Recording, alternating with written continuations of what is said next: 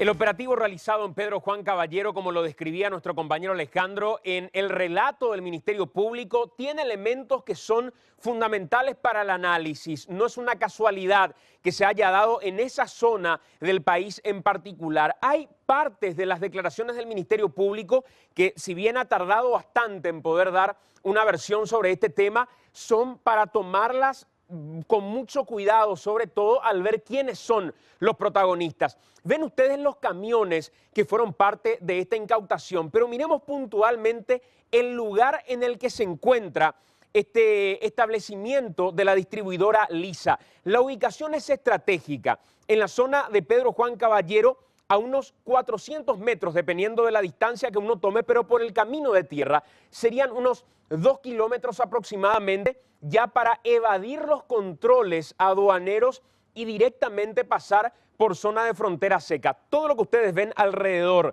de Pontaponá y muy cerca del punto que está marcado, ya finalmente es la posibilidad de poder cruzar del lado brasileño por frontera seca. El sobrevuelo que les queremos mostrar en esta zona estratégica nos muestra básicamente cómo se fueron abriendo caminos. Estos diferentes vehículos iban tomando estos caminos y podemos contabilizar al menos en este sobrevuelo 21 camiones en total. Pero el Ministerio Público habla de unos 22 que fueron parte de estos allanamientos y de esta incautación que finalmente se realizó.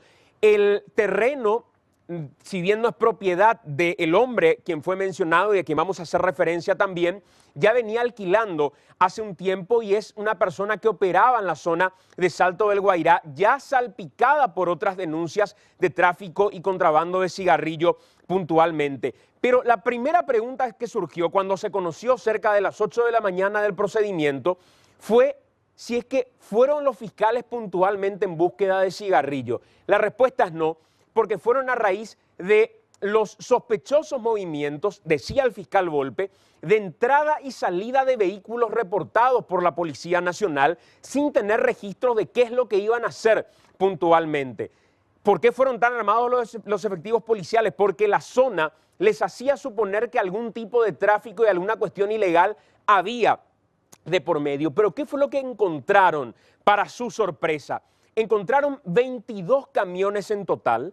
De estos 22 camiones, 7 estaban repletos de cigarrillos, la mayoría de estos de la marca Tavesa, de la empresa del presidente de la República, marcas que pertenecen a Tavesa, y uno de ellos tenía cigarrillos por la mitad y eran los únicos 8 camiones que estaban cargados. Los demás camiones ya iban plenamente vacíos, inclusive muchos de ellos sin combustible.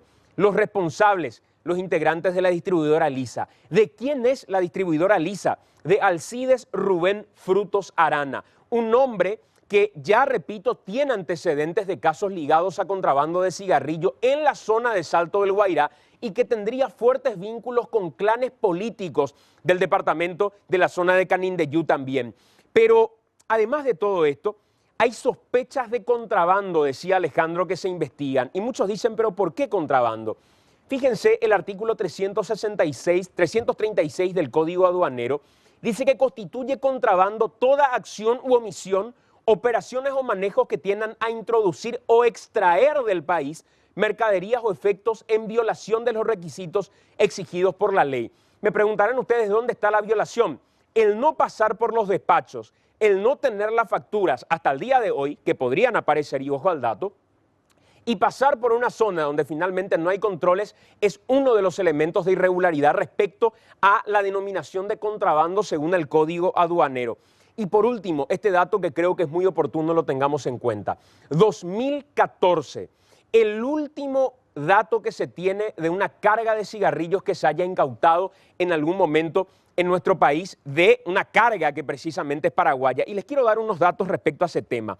En Alto Paraná se había dado esa incautación. Se liberó 24 horas después un total de 880 cajas de cigarrillos pertenecientes a la empresa Tavesa del presidente de la República.